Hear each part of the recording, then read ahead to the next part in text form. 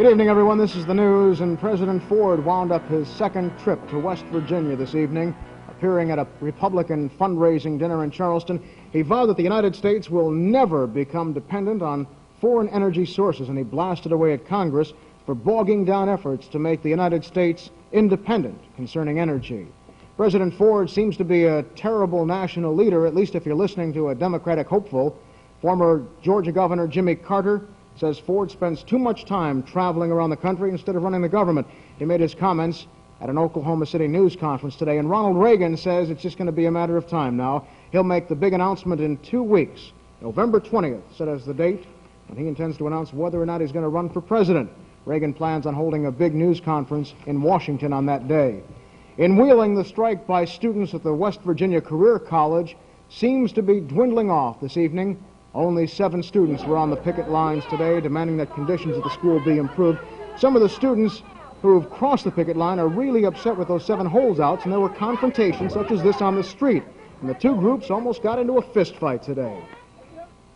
Our student body, they are representing themselves. They're a bunch of people. I'm representing the students that are picketing out here and the ones that are in school that cannot come out. They have to be in because their parents have either made them go in or they've been advised to go in. But they are behind us. But we are not representing any of the students that do not want to be represented. I want the retraction made. We have been called illiterate students. We are a lot of us are A-plus students, and we're illiterate. Well, the 7 remaining students on the picket line say they're going to fight the school. They've been expelled, and they say now they will take legal action to get reinstated. A school bus loaded with retarded children turned over, and 2 of them were killed this evening in Akron, Ohio. The bus was driving the students home tonight along an interstate highway when the driver lost control, hit the guardrail, and the bus flipped over. Weirton police are still baffled tonight by a mysterious hijacking in Weirton. Someone drove a truck tractor off US 22 to an isolated section of town and set it afire. License plates and all identification had been removed. However, serial numbers taken from the truck trace it to a New York company that is missing a full rig loaded with merchandise. Police feel the truck fire may be the work of an interstate hijacking ring. In McMechen, West Virginia, the hillside is still moving, and behind the town it continues to slide, destroying homes and streets in its path. The Army Corps of Engineers has arrived on the scene to try to figure out what's causing the massive landslide. More than 12 families have been forced from their homes so far, and more houses are being slowly destroyed every day. However, Mayor Donald Krupika still clings on to the hope that everything will turn out right. Well, I would imagine there will be people that know more about this type of problem than myself that will make a decision. What about the people who've moved out? Do they have hopes of ever moving back in there? Well, I think right now it's just more or less a wait-and-see situation where I imagine if the hill doesn't move anymore, I think the prospects for them coming back would look all right. But if it continues to move, I think they're going to have to start thinking for other places. The mayor says the Army Corps of Engineers will release results of their tests 6 weeks after they're done with them. Well, disaster is apparently nothing new for residents of McMechen. But Dolores Marino, well, she's been hit with a double barrel worth of problems. She had to be moved out of her home to await the results of that testing by the Army Corps of Engineers. Then this morning, her house was suddenly engulfed in flames, totally destroyed. And now Mrs. Marino and her children are homeless. Fire officials in McMechen say they don't know how that fire started. Coming up next on News 9, a look at a celebration for peace, 1975 style.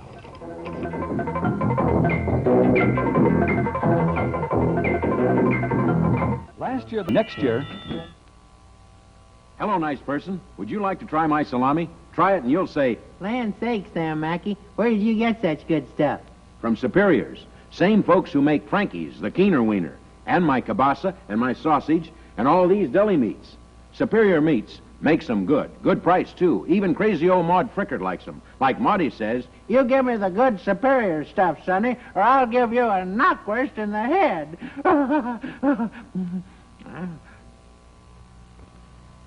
It came the desert. Scirocco, 0 to 50 in a blistering 7.5 seconds.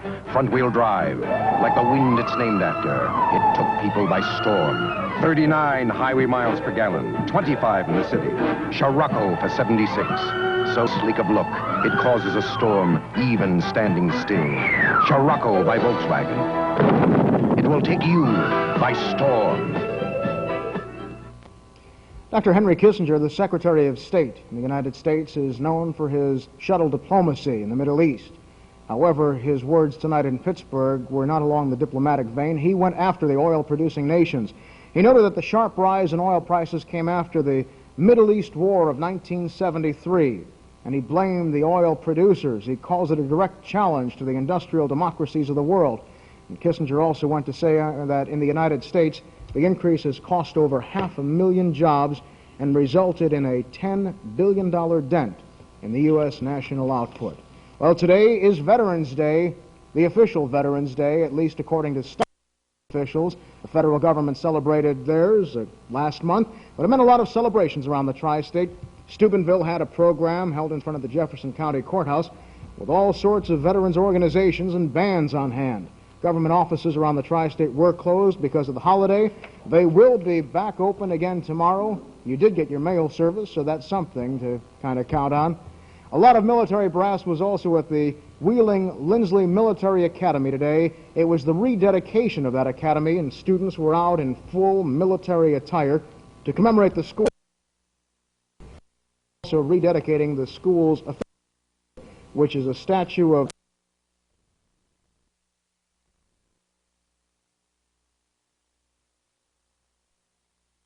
official citizens last night approved and vote on the county commissioners for final action. Residents of Highland Hills are anxious to become a part of Follansbee since they've been having a good deal of water problems in their area. If they're annexed, they'll be able to tap into the city's water system.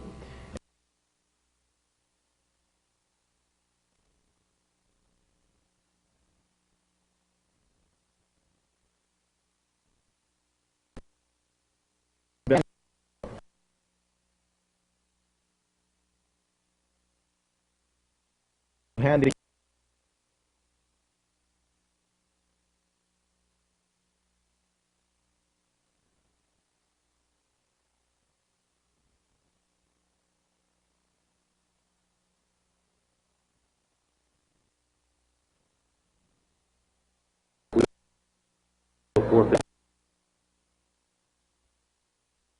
monies to implement, yes. We're going to schools. Serving right comprehensively, no. A bill regarding education of handicapped children is now before the state legislature, but it may not pass. That would leave Ohio with a list of needy children, but nothing to do with it. There's an awful lot of big legal news going on around the country. In Sacramento, a grocery clerk testified today that Lynette Squeaky Fromm walked into his store and said that she hated President Ford. The clerk said that she made that statement the day before she allegedly tried to kill the president. However, he testified that Miss Fromm said nothing about actually trying to kill the president. In Harrisburg, Pennsylvania, the U.S. Attorney subpoenaed Patty Hearst. This is in connection with the possible harboring of Miss Hearst in a Pennsylvania farmhouse last year. The U.S. Attorney says he's waiting the outcome of the trial on the bank robbery charges in San Francisco before he sets a date for Patty Hearst's appearance in Pennsylvania. In Steubenville, everything is all set for the housing development of the High Shaft area, but tonight the city's planning commission is working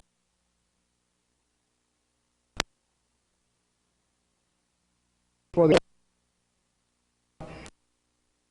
official massive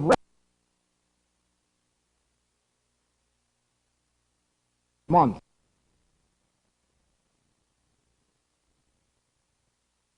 Voting to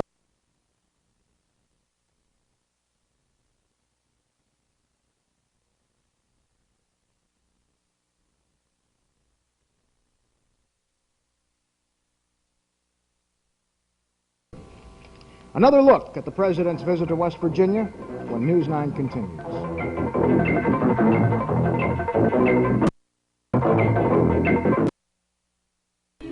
Happy birthday, Kaufman's Budget Store.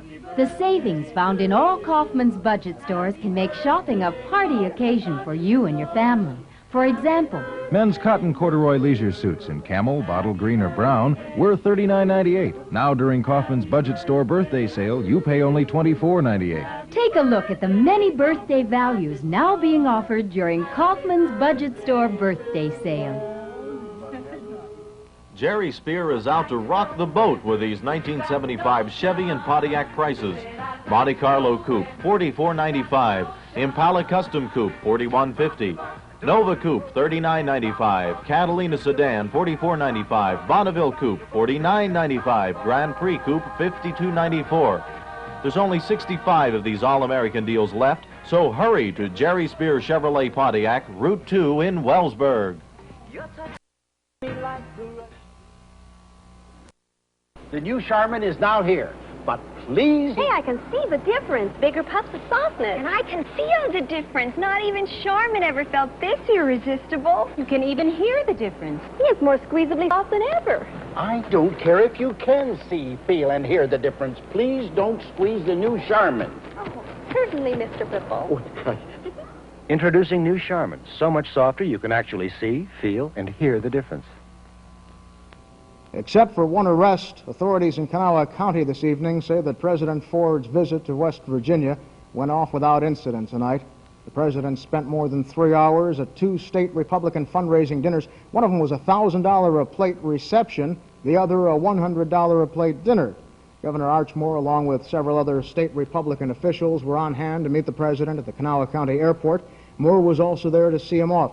The one arrest came at the Charleston Civic Center when 22-year-old Harry Zane of Charleston was charged with disorderly conduct. Zane is known for his stance against abortions. He's being held on a $35 bond, not really a big bond. He'll appear before the Kanawha County Justice of the Peace probably tonight or first thing in the morning. Even with the president's visit to West Virginia, he's still in hot water over the pending financial troubles for New York City. This evening, the Republican Party in New York withdrew its informal endorsement of Ford, saying the delegation is going to go to the convention uncommitted. And at the same time, New York Governor Hugh Carey said that he's encouraged about the possibility of some sort of financial aid, federal loan guarantee for New York City. As Carey put it, we are very near a possible change. There were some slight gains on Wall Street today. Analysts think that investors were buoyed up by indications that the federal government may reconsider its refusal to give aid to New York City. The Dow Jones average was up 3 points in moderate trading, and advancers led decliners by a wide margin. Market analysts say there is growing speculation that the Federal Reserve Board will lower its discount rate from 6% to 5.75%. The discount rate is the federal charge on loans to its member commercial banks. Firestone Tire Company is recalling about 800 truck tires. Officials say the tires have insufficient ply material, and they could very easily blow out while they're being driven down the road. There are a couple of other top business news items this evening. The long simmering dispute between the Teamsters Union and the Fraternal Association of Steel Haulers in Pittsburgh apparently is coming down to a showdown now. The president of the Pittsburgh-based Independent Truckers Group says he's going to seek National Labor Relations Board's decertification. He wants an election, and he wants to get those 17,000 members of the union in on that election. He also tried to break away from the Teamsters in 1970, but the NLRB ruled that the demand for a special union is just kind of up in the air. Also, with problems of bankruptcy for REA, delivery men may soon be picking up and delivering packages by skateboard. This is if the Emory Air Freight Company has its way. They've already started sending out messengers by skateboard in Los Angeles, where they are very innovative, and if things work, they may spread that practice elsewhere around the country. Company officials say small items can best be delivered by skateboard because the delivery men can then take the boards with them, just put them under their arm rather than worrying about a place to park with those big trucks. We've got problems on our horizon. A low-pressure system sitting in Minnesota right now is going to be moving this way, and with it, some very cold and possibly ugly weather. We'll have the full weather picture for you in a moment when News 9 continues.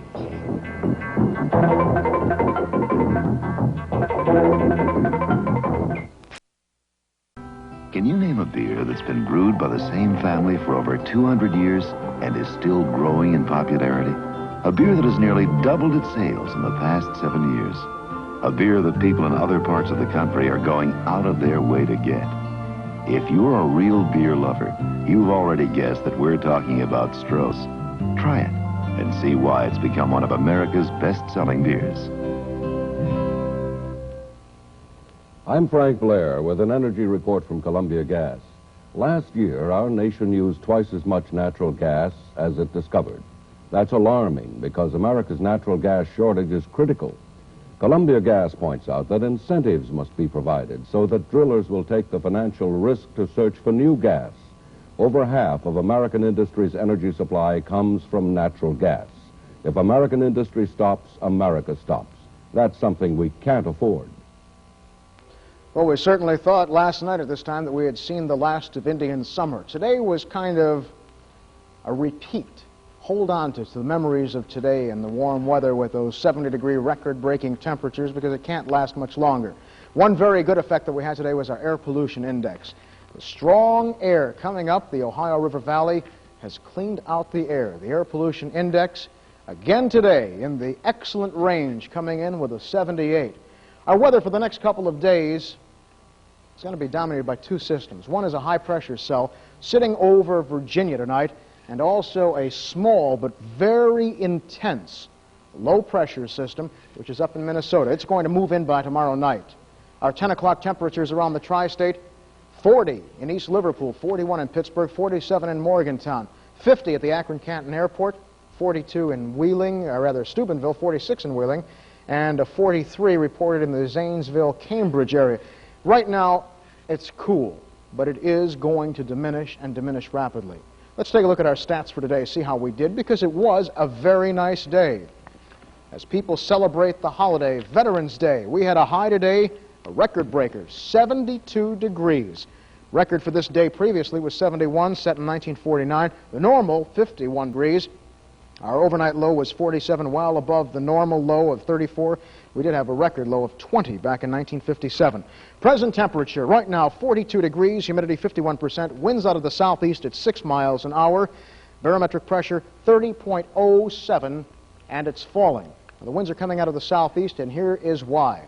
The high pressure cells sitting over Virginia, bringing mild and warm air coming up from the Gulf. It's a low-pressure system in the Gulf of Mexico. This is going to start dominating in a couple of days. This one's going to move across, replacing the stationary front, which extends through Carolina, South Carolina, Georgia, Mississippi, Alabama, into the bayou country of Louisiana. Here's what we've got in store, though. See this low-pressure system? It is small, but as they would say, this one is a whopper because it is truly intense. Here's what's going to happen. We've got a warm front extending through New Jersey, right over the top of Pennsylvania, into Lake Erie, into Michigan and Wisconsin, and then it hits this low. And coming off of that low as we swing down through parts of Iowa, Missouri, Kansas, Oklahoma, the panhandle of Texas, and into New Mexico, is a cold front. And this is really just a treacherous cold front. That's the only way to describe it, because in back of the cold front we've got snow, up to 6 inches of snow in the Dakotas, traveler's warnings in effect, 50-mile-an-hour winds, extending through parts of Colorado, Nebraska, Wyoming, down into Kansas. Strong, powerful winds just cutting right across the Great Plains at this hour. We've got the low-pressure system. By tomorrow, this low-pressure system is going to move all the way over right around Erie, Pennsylvania. So you can expect this cold front to whip around. This is just going to swing right under. And as it does, things are going to get very bad. That's the only way to describe it. We don't know, when I say very bad, maybe that's overextending it a little bit. It's going to be a lot worse than it's been the last couple of days. This one just come right across and push. The rain that we had was just about the only rain in the country today, really, in the upper Ohio Valley area. A little bit of drizzle, not bad, but cloudy conditions through here. Kiss it all goodbye. Cold front coming in, just sweeping this right out into the ocean. The warm front will be gone. The stationary front will be gone. And this is the way it looks for the next 5 days. Tonight, it is going to be clear, the last of the clear skies, with an overnight 43. Tomorrow, cloudy, a chance of showers with a high of about 64 degrees, an overnight low of 41. Then it starts getting colder. Thursday, still fair. Still should be nice with a high of 55, a low of 38. Friday, fair with a high of 53, a low of 37. Saturday, we get a chance to shower. Low pressure system in the Gulf of Mexico as it moves up. Now, what we've got is if those two low pressure systems kind of join up in the valley, we are going to really hit, and the forecast that we gave you for the next 5 days goes right out the window because you can expect a possibility of more freezing temperatures at night. You like that? I love it. I've got the perfect idea to increase your popularity.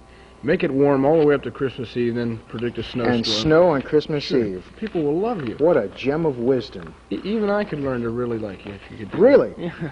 You keep that up, we'll turn you into a sage. Sure do. Oh, okay. We'll talk about it after the show. Sure, I'll explain it to you. The West Virginia High School playoff picture looks pretty clear tonight as the state rankings were released today. In AAA, the top 4 teams will square off in the semifinals this weekend. Buchanan Upshur, rated number 1, will play 4th-rated Bluefield, while South Charleston meets Parkersburg South. In AA, Sarita Canova is still tops. Doddridge County is next with Sherman, also a playoff team. Buffalo Wayne has to win this weekend to wrap up the other playoff spot. And in Single A, Wirt County, Ridgely, Hamlin, Meadowbridge, and Reevesville advance to the state. The last 2 teams are tied for 4th, which means a 5-team playoff. And what that means is no area teams manage to rank in the top 10 in any of the 3 classes. Pittsburgh Steelers, one of the most dominant teams in the NFL, but some of the players are doing very, very well in the statistics department. Quarterback Terry Bradshaw remains 2nd in the American Football Conference in passing, just behind Joe Ferguson of Buffalo. Franco Harris is still 3rd in rushing with 570 yards, and Lynn Swan's 30 catches has him 5th in the AFC in pass receiving. Good news for Oakland Raider fans, but very bad news for Cleveland Browns fans. We'll have those stories right after this. Coal, a valuable mineral that's made into gasoline, heats homes, makes it possible to produce steel, iron, aluminum, cement, perfume, aspirin, lipsticks, dyes, and plastics. Coal is a valuable mineral, but to get it, we've got to dig for it. There's no way around it. Uncovering coal takes a lot of work, but beautifying the land afterwards is also a big part of the job. This message presented by the Ohio Mining and Reclamation Association. I know my own needs, and what I need from an automobile, I know I get from this new Cordova. For me, there is nothing beyond Cordova's tasteful appearance. Nothing beyond the luxury of seats available in rich crushed velour. It is surprising the affordability of this small Chrysler. Cordova has what I need. State All-American Ted Kwolek is returning to play pro football in the San Francisco Bay Area, but this time he'll wear a black jersey. The tight end signed a contract today, a multi-year one, with the Oakland Raiders of the NFL. You may recall he spent 6 seasons with the San Francisco 49ers before jumping over to the World Football League last year, and with the demise of the WFL, he was free to sign with any club. Ohio Governor Rhodes may be forced to declare the Cleveland Browns a disaster area. The Browns have lost all 8 of their first 8 games, and now have lost their 5th player to injury. Rookie running back Larry Poole is now gone for the rest of the 1975 season because of a broken arm suffered in last Sunday's loss at Detroit. The Brownies don't have much relief in sight because they'll be playing the Oakland Raiders on the West Coast this Sunday, but at least quarterback Mike Phipps should be ready. He's been out the past 2 weeks with a sprained arch. Well, if football doubleheaders really turn you on, Toronto High School Football Stadium is the place to be this Sunday afternoon, as the Toronto Midgets and Pee-wees will take on counterparts from West Seneca, New York. The Midgets are made up of youngsters 11 to 13, and Coach Art Robinson says, despite the fact they are young, he does stress winning. I may not agree with the way I feel, but we do stress winning, not at all cost, but we stress winning because we feel we're teaching the boys a part of life. What about a kid who wants to come out and maybe at that age, 11 or 12, he's a little bit frail and afraid of getting hurt? What do you do? What do you tell this kid? Well, first off, we make sure that they're classed with boys in their own age group, in their own size group. And we talk to them and explain to them that the harder they go, the less chance they have of injury. The Midgets, by the way, won the Mountaineer Conference this year, allowing only 24 points in 9 games with an 8-1 record. Football will get rolling at 1 o'clock. From Waterford Park tonight, the Daily Double 6-2 paid $284.80, and the Big P 8-5 all-in-one paid $1,584.60. Having recovered at least, hopefully, from Sunday night brawl in Philadelphia, the Pittsburgh Penguins will be playing at Washington tomorrow night. In the NHL tonight, only one score to report after the second period. Montreal is whitewashing the Minnesota North Stars 4-0. In the NBA, the Cleveland Cavaliers start a West Coast trip tonight. They're playing Golden State. They're just getting underway. Washington beat Buffalo tonight 105-90, and Boston was surprised by Atlanta by 9 points. And, of course, we will check the Cleveland Cavaliers. They will be playing Phoenix and Portland as well. And speaking of pro basketball, the San Diego Sails of the American Basketball Association have folded. The Sails have always had financial trouble, but this year, through 3 home games, they only managed to draw 7,100 fans. They joined Baltimore as the second ABA franchise to turn it in this year. The league is now down to 8 teams. Now, when I told you at 6 o'clock why I thought that the ABA was having trouble, do you believe me? No. You don't, huh? No. Oh. Why not? It sounds like a cock and bull story. Oh. Well, you were supposed to take my sports gospel as truth. I see. Oh. I will take it almost as much to the gospel as the Sheriff's Department in Kanawha County is taking a gentleman tonight, because they have another man in custody. We just received word from Charleston. The man is in the county jail after threatening to shoot the president tonight, only he was going to shoot him with a persimmon fired from a slingshot. It takes all kinds. We'll be back in a moment.